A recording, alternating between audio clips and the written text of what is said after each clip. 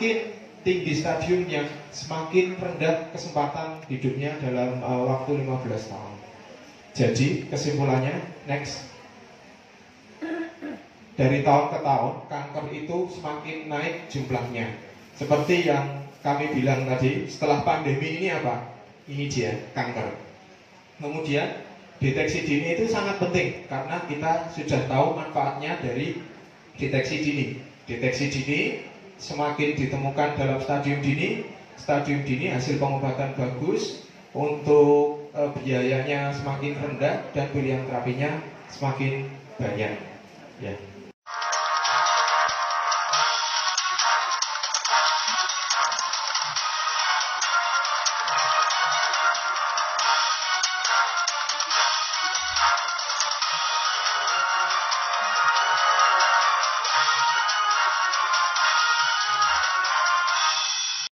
Meneladani Pak Guru saya menika, Pak Probo. Sekolah terus. Nah, di sini saya akan membawakan mengenai kanker payudara, upaya pencegahan dan penanganan. Lanjut slide. Lanjut. Nah, kita kembalikan dulu ke pengertian atau definisi apa itu sebenarnya kanker. Kanker adalah pertumbuhan sel yang berlebihan dan tidak terkontrol dalam tubuh yang mendesak jaringan dan menyebar ke bisa menyebar ke organ tubuh lainnya. Lanjut. Nah, ini ada gambaran dari sel kanker. Kalau kita bandingkan dengan sel normal, sel kanker itu bentuknya tidak beraturan, batasnya tidak tegas. Ya intinya kalau cara Jawane dia sudah bapak api, anaknya beling banget. Nah itu sel kanker seperti itu. Dan belingnya ditular-tular ke. Nah itu karena sel kanker itu bisa menyebar. Lanjut. Ini ada beberapa faktor resiko kanker payudara. Tentunya kalau kita bicara resiko kanker payudara, paling banyak jenis kelaminnya adalah wanita. Walaupun pria ada tidak? Ada. Akhir-akhir ini memang jumlah kanker payudara untuk laki-laki semakin meningkat. Bulan kemarin pada waktu bulan puasa kita sudah mengoperasi 2 kanker payudara laki-laki. Nah, jadi ini bapak-bapak juga jangan merasa aman. 1 atau stadium 2 pada saat tumor itu berukuran antara kurang dari 5 cm, itu masih bisa dilakukan pembedahan primer. Artinya misalnya cukup dengan pembedahan saja, itu masih bisa. Tetapi kalau stadiumnya sudah lanjut, artinya stadium 3, stadium 4, itu mutlak dilakukan terapi tambahan, misalnya kemoterapi seperti itu. Kalau masih stadium 1, stadium 2, misalnya dok saya mintanya dibedah aja, saya stadium 1 saya mintanya dibedah aja, saya nggak mau kemo. Itu kemungkinan untuk survival atau kemungkinan untuk hidup 5 tahunnya itu masih sangat baik. Lanjut. Nah, yang ini kalau sudah terjadi penyebaran, karena kanker payudara ini tidak jarang menyebar, paling sering ke kelenjar getah bening atau limfonodi, kemudian yang selanjutnya ke paru-paru, kemudian ke liver dan ke otak. Nah, kalau sudah menyebar itu disebut stadium 4. Terus pertanyaannya, kalau stadium 4 kayak di sinetron-sinetron itu, dok saya stadium berapa? Ibu stadium 4, sudah tidak ada harapan hidup lagi ya dok? Masih ada jawabannya. Nah, dan tidak bisa diperkirakan misalnya stadium 4 usianya tinggal berapa bulan lagi. Tidak bisa seperti itu. Karena dalam ilmu kedokteran kita menganut peluang sebenarnya. Jadi tidak menganut kepastian. Artinya ibu divonis usianya tinggal berapa, itu sebenarnya bukan vonis, artinya itu peluang. Artinya untuk hidup 5 tahun misalnya pada kanker stadium 4, yang mendapatkan terapi yang lengkap itu untuk kehidupannya bisa sampai 30% dari semua pasien. Seperti itu. Jadi ilmunya ilmu peluang, bukan ilmu kepastian. Jadi bukan sebuah vonis sebenarnya. Lanjut. Nah, ini kalau sudah stadiumnya stadium 3, stadium 4 sudah non sewu, itu sudah susah ditangani, sehingga sebenarnya 2 tahun sekali bagi yang di bawah 40 tahun. Yang sesudah usia 40 tahun di 1 tahun sekali. Nah, lanjut. Karena semakin tua itu semakin beresiko untuk terkena kanker payudara. Nah, ini gambarannya dilakukan mamografi, yaitu alat seperti rongsen khusus untuk dia hanya mamografi itu hanya untuk payudara. Beda dengan rongsen paru-paru itu kan bisa digunakan untuk rongsen tulang, rongsen perut. Nah, ini khusus hanya untuk payudara. Seperti itu. Lanjut. Nah, ini kalau kita bandingkan, Bu, yang ukuran paling besar tumornya ini penelitian. Yang sebelah kanan layar itu, yang paling besar itu kalau tidak sering melakukan sadari. Nah, yang kedua, yang sebelah kiri dari yang besar itu yang sering melakukan sadari. Yang ketiga itu oleh dokter atau tenaga klinis yang lebih berpengalaman lagi. Yang terakhir itu dilakukan oleh alat atau mamografi. Artinya sebenarnya menurut penelitian semakin sering kita sadari, semakin sering kita bisa menemukan tumor yang semakin lebih kecil. Karena sebenarnya ukuran tumor itu menggambarkan stadium. Yang paling kanan itu paling tidak pasien mengalami stadium 3. Kalau yang sebelahnya itu stadium 2, artinya masih stadium dini. Jadi perbedaannya antara stadium dini dengan stadium 3 atau yang lanjut itu sebenarnya hanya ditentukan apa? Oleh sadari yang sering kita lakukan 1 bulan sekali. Jadi manfaatnya sangat nyata sekali. Karena perbedaan terapi di stadium dini dengan stadium lanjut itu jauh sangat berbeda. Dan hasilnya lebih bagus yang stadium dini. Seperti itu. Lanjut. Nah, ini karena ada ibu-ibu dari Ikatan Bidan Indonesia juga. Apakah pemeriksaan payudara klinis bisa dilakukan oleh bidan? Nah, ternyata sudah dilakukan pelatihan dan penelitian di Jakarta Utara oleh bidan. Dilakukan pemeriksaan terhadap next 1179 wanita, 62 bidan itu dilatih. Kemudian pemeriksaannya itu divalidasi dengan mamografi. Sudah tidak haid, tapi awalnya pakai terapi hormonal ya. Terus di stop ternyata tidak haid. Apakah termasuk menopause dini atau tidak? Tentu kriterianya harus dikembalikan lagi ke kriteria menopause. Satu, apakah ada gejalanya? Nah, gejala menopause kan tidak hanya tidak men saja, tapi juga ada hot flash, ada vagina kering dan lain sebagainya. Kemudian yang kedua, karena penggunaan obat hormonal, berarti harus dipastikan lagi cek kadar hormon, antara lain estradiol. Nanti ketahuan di situ sebenarnya menopause atau tidak di situ. Terus yang selanjutnya yang mengenai nyeri ya, payudaranya itu nyeri, itu karena ibu sudah berusia 42 tahun. Memang karena faktor semakin tinggi usia, semakin tinggi resikonya. Di atas 40 tahun itu dianjurkan minimal screeningnya 1 tahun sekali. Antara lain sadari tadi, kemudian dilanjutkan ke sadanis di dokter atau tenaga kesehatan yang lain. Kemudian yang tidak kalah penting adalah mamografi. Karena mamografi itu yang tidak bisa kita raba dengan jari, tidak terasa, itu ternyata di mamografi bisa tampak tumornya seperti itu. Terima kasih. Istilahnya bukan terinfeksi, tetapi mengalami perubahan. Jadi dari kanker yang jinak itu pada jenis-jenis kanker tertentu itu kanker payudara tumor payudara tertentu bisa berubah menjadi kanker payudara.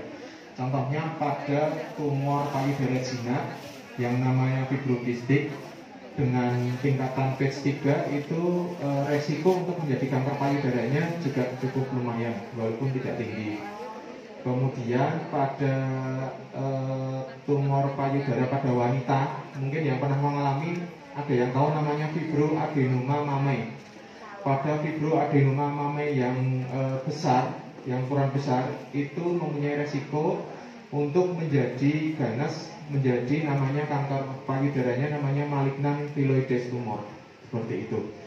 Kalau pada prakteknya itu saya pernah menemukan, ibu-ibu tahu nggak kanker payudara itu pernah ketemu nggak tetangganya yang paling muda usia berapa? Saya ketemu usia 23 tahun. Dosen saya ketemu 19 tahun. Nah, yang 23 tahun itu menarik. Jadi dalam tumornya sudah diambil nih. Tumornya diambil, dioperasi diambil. Bulat seperti ini. Terus diperiksakan di laboratorium patologi anatomi. Ternyata luarnya itu dia menyatakan patologinya itu adalah fibroadenoma mamae. Tetapi dalamnya kalau kita bayangkan ini salak ya, salak luarnya, daging salaknya itu normal. Ternyata dalamnya bijinya itu kanker ganas ternyata. Nah ini satu bukti mungkin yang dimaksud dari pertanyaan tadi. Istilahnya bukan menginfeksi, bisa berubah intinya. Jadi kalau pasien periksa ke kita, misalnya dengan benjolan, kita operasi, hasilnya jinak, benjolan payudara. Istilahnya kita tidak, ibu sudah sembuh. Itu kita tidak menggunakan bahasa seperti itu. Ibu, ini untuk penyakit yang ini sudah selesai, tetapi kita tidak, istilahnya tidak memberikan apa ya istilahnya, menebar ketakutan. Tapi kita bahasanya itu adalah observasi. Jadi tetap kontrol. Kalau misalnya hasilnya jinak, itu kontrol minimal 1 tahun sekali. Seperti itu. Jadi tetap ada istilahnya observasi atau pengamatan. Karena yang sekarang jinak itu kita sebagai dokter tidak bisa menjamin besoknya itu bakalan jinak terus seperti itu, karena namanya sifat sel bisa berubah. Kemudian yang selanjutnya yang kanker payudara. Saya Silvi dari Komunitas Kain dan Kebaya Indonesia. Pada kesempatan siang hari ini saya mau bertanya kepada Dr. Probo ya, berkenaan dengan pap smear. Kebetulan saya usia 52 tahun sekarang. Sudah setahun yang lalu saya sudah tidak teratur lagi datang haidnya itu. Nah, jadi kemarin saya pengen banget untuk melakukan pap smear. Saya karena merasa ada yang aneh yang saya rasakan gitu kan. Nah, kan saya sudah lama tidak haid. Barusan kemarin saya ke Paranita untuk pap smear. Setelah pap smear itu sampai di rumah saya lihat ada darah yang sudah lama tidak saya lihat. Saya sudah lama tidak melihat itu, dan di perjalanan itu ada bercak darah seperti itu, apakah itu normal atau tidak, itu saya tanya kepada dokter. Kemudian yang kedua tentang pap smear itu kan pemeriksaan dini yang jelas gitu. Apakah kalau misalnya payudara tadi ada sadari, kalau pap smear ada nggak yang kita sendiri memeriksanya itu ada atau tidak? Kemudian ada pertanyaan titipan dari teman saya, mungkin ada ibu-ibu yang suka membersihkan organisme kita itu dengan seperti jamu atau apa gitu, cairan, mungkin supaya rapet atau gimana gitu. Apakah itu ada efeknya nggak pada kita? Oke, itu aja. Terima kasih. Perkenalkan, saya Rosi, perwakilan dari RSUD Sleman. Pada kesempatan kali ini saya mohon izin bertanya kepada Dr. Probo. Tadi kan dijelaskan salah satu upaya atau ikhtiar untuk tindakan pencegahan terhadap virus HPV itu dengan pemberian vaksinasi nih dok. Saat ini kan vaksinasi HPV sudah diberikan pada anak usia sekolah. Untuk pertanyaan saya, apakah nanti saat anak itu sudah tumbuh dewasa, sudah berhubungan seksual secara aktif, diperlukan dosis ulangan atau booster untuk memberikan perlindungan terhadap virus tersebut? Terus apakah untuk vaksinasi ini bisa memberikan kekebalan terhadap virus seumur hidup? Untuk pertanyaan kedua, Eh, karena kemungkinan karena dapat penjelasan tentang kesadaran tentang ini pencegahan terhadap kanker sertifikan sudah pada saat usia sudah hubungan seksual aktif ya. Misal tahunnya sudah usia 40-an atau 30 tahunan seperti itu, jika berminat untuk dilakukan vaksinasi HPV, apakah efektif untuk memberikan perlindungan terhadap penularan virus HPV? Matur nuwun dokter. Assalamualaikum warahmatullahi wabarakatuh. Belum menyampaikan deteksi giginya ya pada sakit ya. Pakai IPATES sama pap smear. Nah, jadi kalau pakai IPATES itu karena sekali hanya di ibu di belakang ini, di sip pakai cuka ya. Nanti kelihatan non positif, kemungkinan besar ini HPV positif ya. Nah, bukan pasti CA-positif loh ya. Ya, itu spesitasnya itu kalau yang sensitif itu 30-90%. Jadi kira-kira meskipun tuh seandainya ada 100 orang dites positif ya. Dari 100 orang itu yang benar CA-positif 77 itu. Tadi nggak semua 100% adalah kanker leher rahim. Jadi kebenarannya itu kurang lebih 77% sensitif dan yang khas itu 86%. Jadi dari sekali yang kemungkinan besarnya antara 70 sampai 86% benar CA-positif. Tapi tidak mesti. Ada 20 sampai 30% itu bukan CA-positif. Jadi jangan deg-degan ya. Yang penting cek sip. Ya, itu pakai IPATES. Kalau pap smear lebih pasti ya. Kalau IPATES hanya meneliti hanya sekilas. Itu khusus yang HPV. Kalau sebabnya bukan human papillomavirus virus, itu lebih bagus yang pap smear. Pap smear berapa ketelitiannya? Antara 30 sampai 95%. Jadi kadang-kadang pap smear positif bisa saja bukan kanker. Jadi kita bersyukur pada Allah. Jadi jangan lupa berdoa pada Gusti Allah. Meskipun positif, muka-muka ya Allah, muka-muka salah gitu kan. Dokter bisa salah gitu ya. Moga-moga diberi kesembuhan. Jangan lupa terapi dan spiritual dengan sedekah. Terima kasih. Alhamdulillah Pak Dr. Hermano Kurniadi sudah membacakan materi yang kedua dengan waktu yang sangat baik 42,5 menit. Terima kasih Pak Hermano. Kita berikan aplaus untuk Pak Hermano. Tambahan tadi Dr. Probo, terima kasih mengenai IVA dan pap smear. Dan sekarang kita masih punya waktu 28 menit ya, saya beratkan 30 menit. Begini ya, nanti ini kita pakai termin saja ya. Untuk termin ini sementara insya Allah 2 termin dengan masing-masing termin 4 saja dulu. Pengalaman saya kalau 5, 6, 7 itu ground orang malah bingung menjawab. 4 saja dulu setiap termin, nanti kalau bisa ditanggapi kita kembangkan lagi ke termin kedua dan seterusnya sampai 30 menit. Dan untuk termin pertama 4 ini nanti mohon nama. Rizaliani, saya dari Universitas Kartika Chandra Kirana. Saya mohon izin Dr. Hermano, apakah penderita tumor payudara bisa terinfeksi kanker payudara? Terima kasih. Apakah tumor payudara bisa terinfeksi kanker payudara juga? Terima kasih.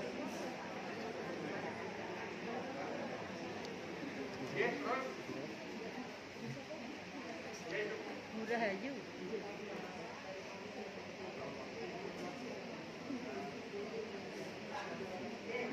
Assalamualaikum warahmatullahi wabarakatuh.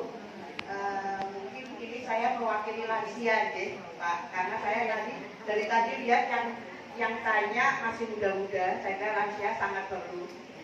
Dan kalau saya sendiri mungkin lansia terus yang tidak punya suami yang sudah lama. Oh, nama saya Bu Amina, tapi saya mewakili FPPI. Jadi yang pertama mungkin semenjak saya dinyatakan lansia, kebetulan saya juga sudah tidak punya suami, saya meninggal ya. Saya ini sepertinya merasa bebas, saya tidak akan terkena penyakit juga seperti kanker tadi. Tapi ini pengalaman dari ibu mertua saya kira betul-betul juga besok saya sudah agak kulino dengan dokter Probo. konsultasi untuk lansia, tapi saya mudah-mudahan nggak ketemu gitu kalau buat saya nggak sehat, artinya gitu loh, tidak konsultasi. Jadi pengalaman ini ibu mertua saya ini di usia mungkin 79 itu kaget. Jadi kalau di keluarga almarhum itu ambeien ya, biasanya kan ambeien itu sudah lama, tapi di usia 75 beliau sudah berubah, kok tiba-tiba dinyatakan kena kanker cervix. Ya memang semua keluarga agak kaget loh. Bahkan saya dengar bahwa kanker cervix itu sudah ada di dalam tubuh itu sudah sekitar 15 tahun, sudah lama itu Bu katanya. Nah, tapi di saat terakhir periksa itu ya masih ambeien, dan saya ya keluar darahnya itu masih periksa kontrol itu ambeien bisa gitu. Dan bahkan kemarin keluarga ini siapa yang salah kok baru dinyatakan kena kanker cervix dan sudah stadium 4 kalau nggak salah. Ya akhirnya terus komnas sampai akhirnya meninggal dunia di usia 79 tahun. Ya itu yang mau saya tanyakan, betul nggak itu virus itu sampai bisa mengendap? Perlu nggak booster? Jadi ternyata human papillomavirus divaksin itu tidak hanya vaksin cervix manfaatnya. Itu lagi perempuan juga bisa dipakai dari perempuan saja. Cuma umumnya kan untuk perempuan kan. Itu kemanfaatnya bisa untuk kanker dubur, kanker tenggorok, kanker mulut, kanker kepala bisa dengan vaksinasi ini. Tapi kan nggak lazim kan? Padahal manfaatnya kanker dubur, kanker usus bisa dicegah dengan human papillomavirus. Kanker mulut, tenggorok itu bisa dicegah dengan HPV, vaksinasi HPV. Dan usia sekali aja 1, 3, 6 bulan itu bisa mencegah sama hidup. Itu keuntungannya. Tidak perlu di booster lagi. Sampai sekarang belum ada ilmu booster untuk ini. Tapi nggak tahu nanti perkembangannya nggak tahu. Tapi sampai saat ini tidak perlu. Itu bisa melindungi selama hidup. Biasanya sekitar 400.000 tergantung apa? Tergantung ada yang 800.000 tergantung dulu waktu awal mahal banget ya jutaan ya. Jadi tidak pakai berkali-kali. Tapi satu vaksin itu bisa pakai berapa orang sekali. Gitu. Karena butuhnya kecil sekali. Nanti tanyakan di puskesmas atau di beberapa puskesmas sudah bisa kerjakan di masuk ke kerjaan. Saya nggak nyuntik soalnya, jadi saya itu ahli lansia, tak lansia tak suntik apa nih? Waduh, si basi banget, gitu ya? Oh, tentang ya, Bu Silvi ya, ya, pasien ada tidak darah. Ini dipastikan aja Mbak, sebaiknya datang ke dokter opsi. Ada apa? Nanti Pak pakai jus.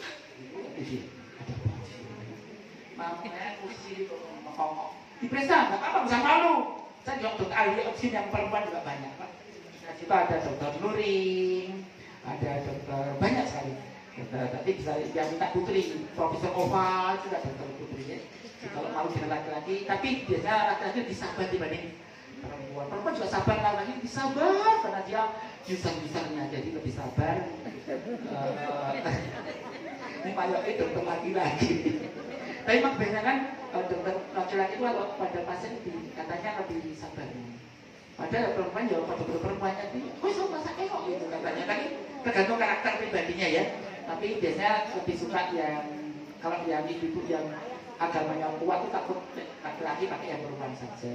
Monggo. Tapi sebenarnya pada dasarnya pria laki dan perempuan bisa saja tergantung pengalamannya. Tapi hampir semua dokter kan juga sudah pintar sebenarnya. Gitu Bu, ya di sini. Oh bagaimana kalau sari rapat ada 2 ya.